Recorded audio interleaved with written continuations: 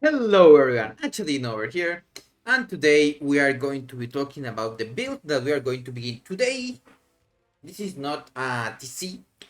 Well, it's kind of an improvement because since I did this build last time, this is, by the way, if you don't know, it's an elemental flicker warden. We are going to be using two tinctures and avatar of the wilds for burst.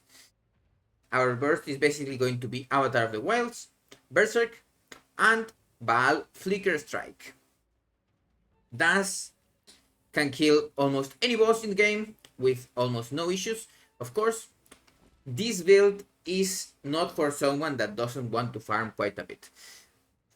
For two things. One of them is the weapon itself is not a big problem. Everyone knows how to buy kind of weapons. I went a bit defensive here with Fortify, but I want to try also the new Abyss Axe and see what happens.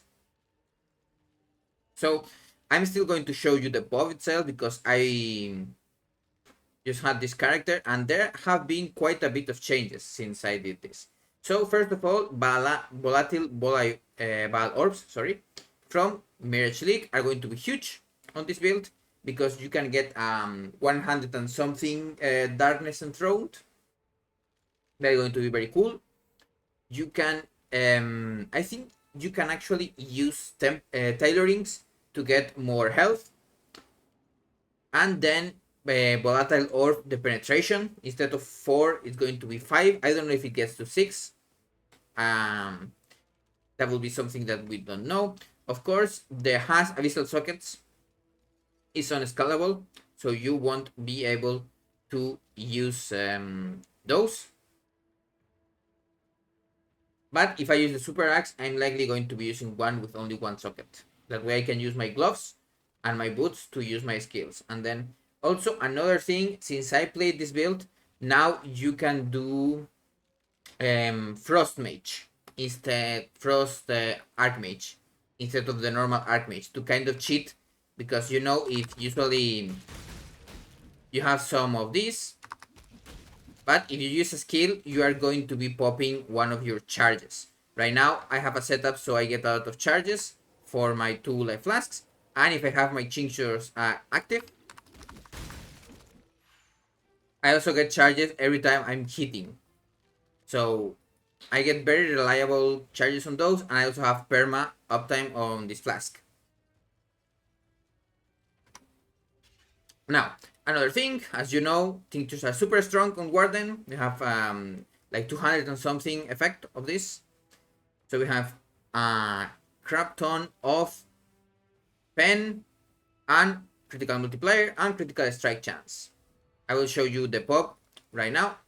Last things that I want to show you on the character is itself the rune of the warp with trauma, and also inexorable makes it so when we hit ourselves we get endurance charges, and then with immortal call and cast when damage taken we pop those charges to get some defense. Also, of course, we are playing flesh and stone with the stone, so we get less damage, and also arctic armor, so we are deceptively tanky. Even more on the build that we will play, because we will have extra life and maybe we get 6 extra abyss sockets. That's around, if you get 4%, I think you can get of maximum life with the tempering, and then with the volatile maybe you can get another one. It's 5% instead of 3 for each abyss, and we are going to be having 25, I think. I have 19 right now on this setup, and then on the X we will have 6 more. So we will have those. Now, other things that I'm going to show you now on the POV. Let me get into that one. There you go. So the build itself, I'm going to show you different versions. The only version that has actual items that are real is this one. This is the last import that I did. As you know how it works with Warrior's Legacy, we hit 2 times without flicker, so our damage is double. Now, another thing that we also can have now is we can have the Foulborn Warrior's Legacy. This means that instead of less attack speed, we have reduced health. But just so you can know more or less You can see here that we can get the Fallborn and we get 40% reduced life instead. And then you can also volatile orbit even lower. And as you can see, we get around 30 million DPS because we will hit a lot harder. Other things that you can do is, of course, get a lot more of the Abyss Jewels that are very strong. And let me tell you something. Most Jewels are not going to be easy to find, but you can get huge damage, and the mods that are most important are, of course, life, if you want to survive. If you're CI, of course, you're going to go for Energy Shield. Then, critical multiplier, damage if recently killed, flat face for the weapon that you're using. I'm using an axe, but you can also use swords or any other thing. You can even use maces. Remember, Licker uses all weapons. Usually, you want to use axes instead of swords because a lot of the swords are actually quite expensive, the Abyss Jewels themselves, because more people use those. You can also use daggers or claws, but mainly I'm using a 200 because you could get this 7 link. I also have another POV with like a BIS axe. It will be like two extra links on the weapon itself. But we are going to ignore that. Now, this is kind of the setup that we have. We have super popping everything. I use the two tinctures because they have perma uptime. If you don't know why it has perma uptime, it's because we are a Warden. We have this note over here. Tinctures effect lingers for you for 0.5 seconds per mana burn when deactivated. This means that if they have at least 12 mana burn, when they run out or when you deactivate them, they will linger for up to those 6 seconds. And then with 25% cooldown recovery, and you have 8-second tinctures, both of these are 8 seconds, as you can see, 8 seconds cooldown when deactivated, you will have full uptime. Very important that if you are life build, you can also use Bloodsocket Blade if you want, and then you can get a lot more than 12%. And there's an anoint only node that is Legacy of the Wild, so yeah, you can have even 40% extra effect on those when you have those mods. Very strong, but I don't really like that because very dangerous if you forget and then you get hit or something like that. Now, what I was going to say, this is without all of our temporary buffs popped, let's say. Of course, there are a lot of things that we do have. We'll have power charges always because we have 20 quality Assassin's Mark. No, it's going to be a manually put Assassin's Mark. But in any serious boss, while you are flicker striking, you get the 3 power charges very easily. 6 frenzy charges, very easy to get them from Val Flicker Strike. And also you get them from Blood Rage and killing the worms from the Wreathing Jar. We have 2 Wreathing Jars, and with the Pantheon and Replenishing Remedies and Flask Mastery, we get enough charges to be quite comfortable. Of course, with the new tech about using the Frost Archmage on our helmet,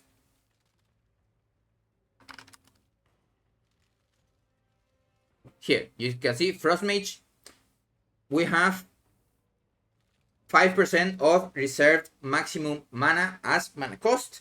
So if you have, for example, 1000, it will get the cost enough for that to actually matter, and then you won't have enough mana to get the bolts spawning. Same thing as you did with reserving almost all of your mana and making your attack use life tap. When we use Berserk, let me get, where is our boy Berserk? Here, when we use Berserk, And this is the important one. When you are unbound, you can see that our damage goes almost to 700 million. That is quite good with like, this was not crazy year. I think everything here was less than 50 divines. Like even my weapon, I crafted myself. You know, you can just use alterations until you get the fizz and the flat, and then you use recombinators. There are a lot of guides that help you do this, and then you get the attack speed with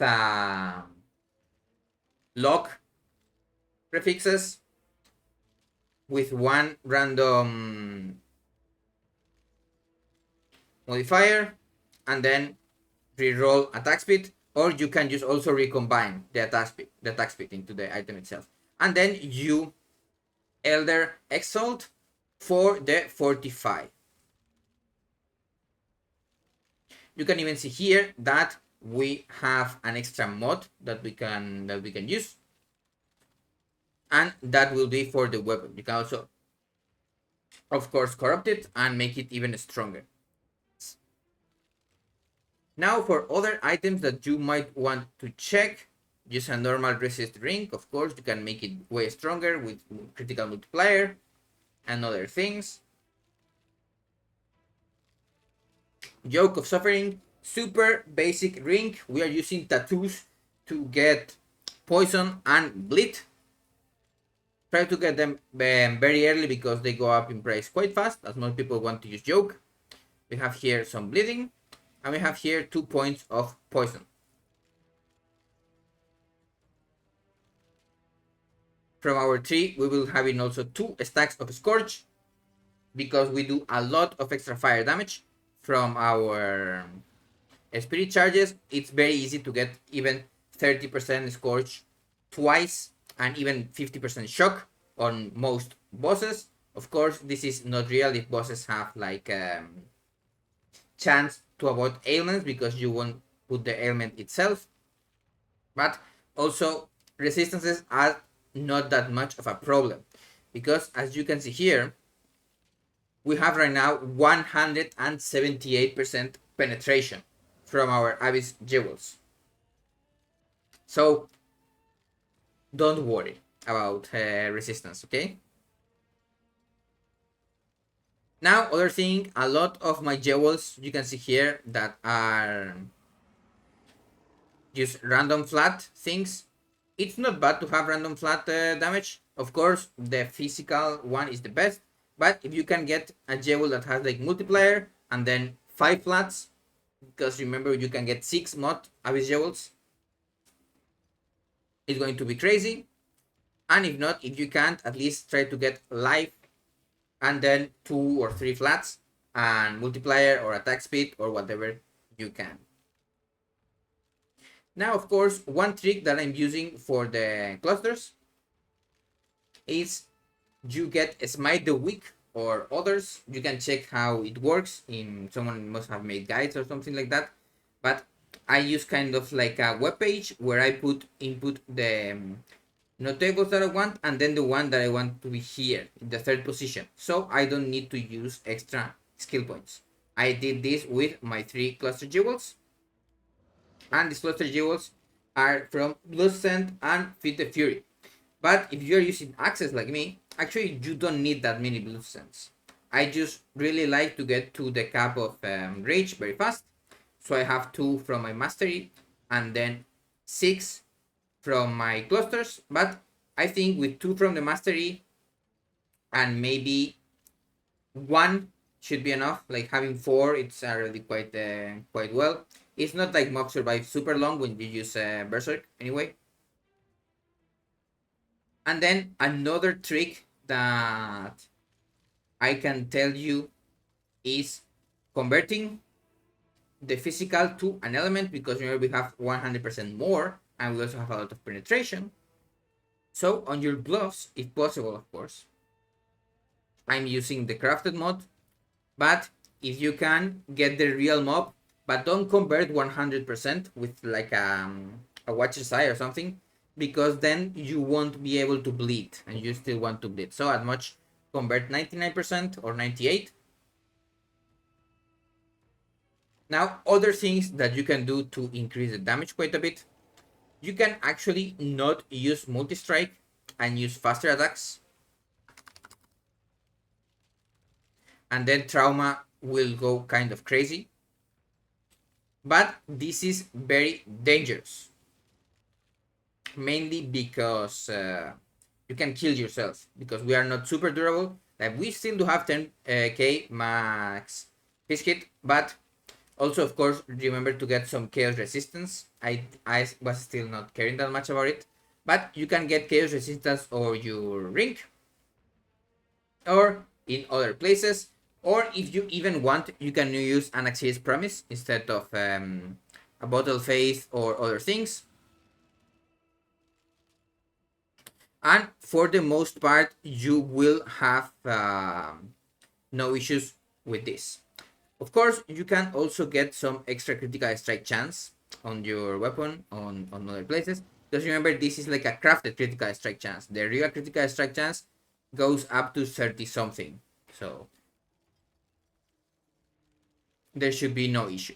Of course, if you use swords, they have more than 5%.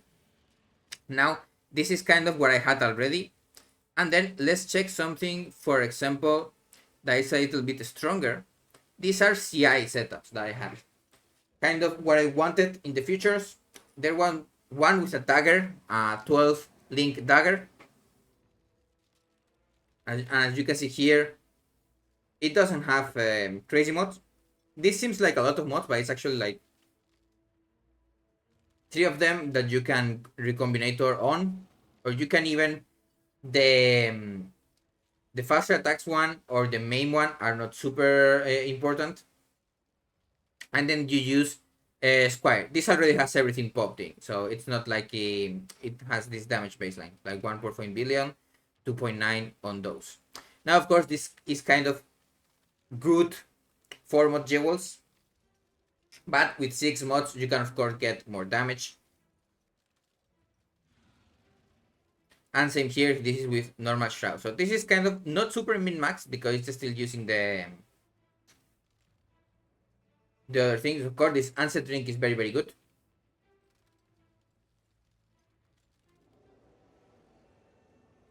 And it's also using extra calculations here to get the resistances. So these are kind of ideas that I had before the league began, but then I never got into them. And now here, this is like an example mid despot axe. It's the same craft that I did with actual mods on attack speed and critical strike chance, but less physical global because getting merciless is not that easy anyway. And then you just corrupt it until you get inspiration. Then here we have a Flesh Reaper with good physical mods. This has, instead of the Fortify, this has the Dictators. And then this is like a BIS axe that it's like merciless and with the, how is it called, the Conqueror's thingy. And as you can see, with this axe you can get a lot more damage. Of course, the strongest will always be the 12 link things. Like even here, as you can see with Unbound, we only get to 2.3 billion. So I'm actually quite hyped to see how much power from the idealistic setups I can get into my build this deck. I hope it hasn't been super boring. The only POV that I'm going to leave you is the one with real things. If you want to take it as like a baseline for what you want to do.